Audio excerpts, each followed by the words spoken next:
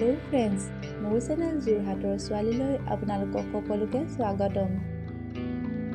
আজি মই ফুলকবি পকৰা বনাম। ভিডিঅ'টো চাই ভাল পালে প্লিজ লাইক কৰিব, কমেণ্ট কৰিব আৰু ভিডিঅ'টো শ্বেয়াৰ কৰি দিব। ইয়াৰ বাবে মই এটা ফুলকবি লৈছোঁ, বেচন 2 চামুচ লৈছোঁ, 2টা ডিম লৈছোঁ, নিমখ, জলকীয়া আৰু হালধি গুড়ি লৈছোঁ। ফুলকবিটো মই 5 মিনিটমান বইল কৰি লৈছোঁ।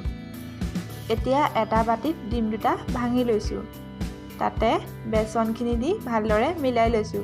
গোটাই থোৱা মছলা আৰু নিমখ হালধিখিনি দি গোটেই মিশ্ৰণটো ভালদৰে মিলাই লৈছোঁ।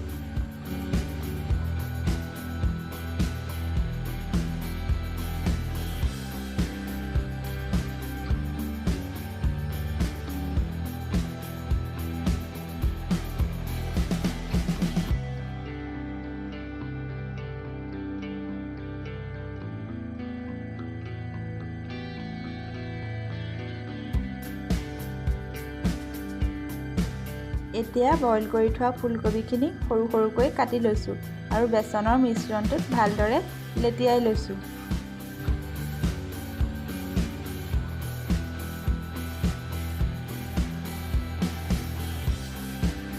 এতিয়া কেৰাহী এখনত ৰিফাইন গৰম কৰি লাহে লাহে ফুলকবি কেইটা দি দিছোঁ। ভাজোঁতে সাৱধানে ভাজিব, নহ'লে ডিমবোৰ এৰাই যাব। এতিয়া ৰঙচুৱা হ'লে নমাই দিব।